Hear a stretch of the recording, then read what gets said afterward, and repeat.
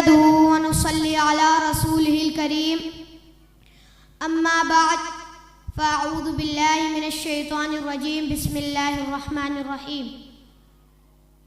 ان هذا القرآن يهدي للتي هي اقوم صدق اللہ العظیم۔ میرے محترم سامعین کرام اور میرے اساتذہ کرام اور میرے ہم مکتب ساتھیوں، السلام علیکم ورحمۃ اللہ وبرکاتہ۔ آج مجھے جس موضوع پر لب کشائی کرنے کا موقع ملا ہے اس کا عنوان ہے عظمت قرآن۔ قرآن تیری رحمت کا دیوان نظر آیا، آقا تیری صورت تیری سیرت کا عنوان نظر آیا، ماں زاغ ہیں آنکھیں تو وہ شمس ہے چہرہ، قرآن کے چہرے پر قرآن نظر آیا۔ جناب صدر، قرآن مجید صرف کتاب نہیں بلکہ کتاب خدا ہے۔ یہ صرف کتاب نہیں بلکہ کتاب شفا ہے۔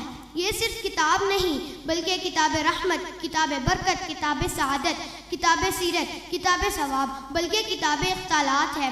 یہ کتاب اتنی بڑی اور لاجواب کتاب ہے، اس کتاب نے روئے زمین پر ایسے انقلاب برپا کیے۔ جب یہ کتاب روئے زمین پر نہیں تھی تو اندھیرا تھا، جب یہ کتاب آئی اندھیرے اجالے بن گئے۔ جب یہ کتاب نہیں تھی تو دنیا میں کفر تھا، جب یہ کتاب آئی تو اسلام کے ڈنکے بجنے لگ گئے۔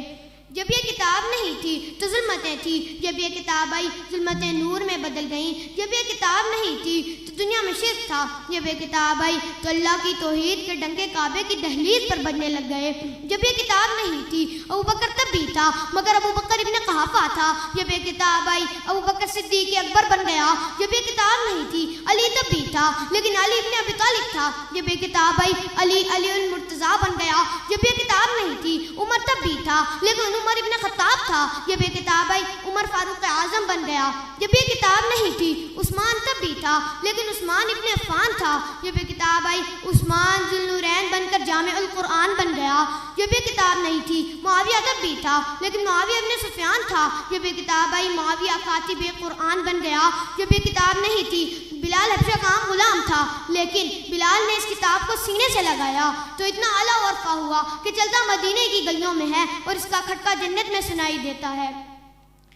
کتابوں میں جو افضل ہے اسے قرآن کہتے ہیں، کتابوں میں جو افضل ہے اسے قرآن کہتے ہیں، اسے جس نے اتارا ہے اسے رحمان کہتے ہیں۔